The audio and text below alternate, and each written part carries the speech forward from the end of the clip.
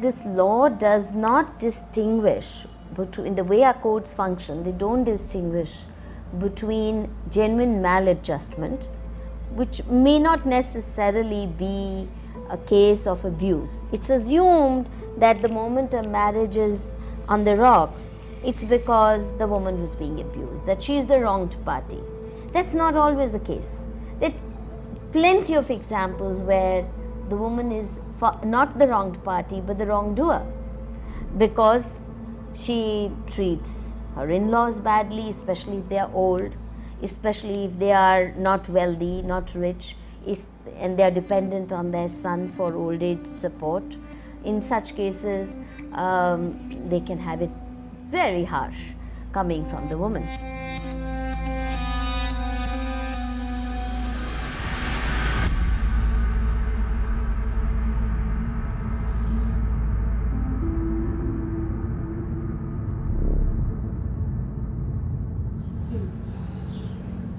मेरा नाम चेतन है।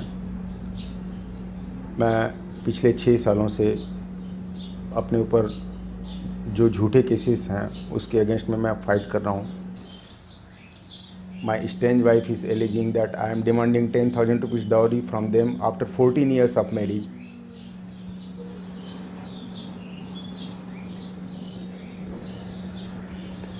It happened because I shifted my old age parents to my place.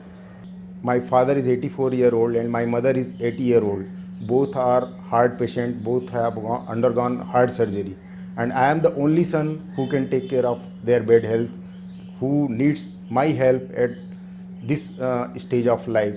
So that is the reason I begged my wife that I am the only son, I have to take care of my parents. There is no alternative for it.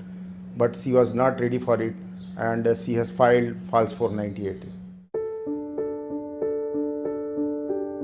My name is Hussain Ali Abbas Zadeh. I got married in 2007 December, and the day I got married, my problems have started. Because of me, not only I have been involved into this particular mess, but my entire family is into this. I have lost not only my number of years, my career, my job, even everything I have lost it.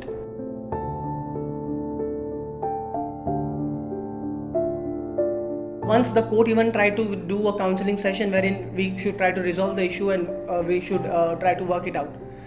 At that particular point of time, she was, and even now she has many times she has stated to the court that she wants to come back and stay with me.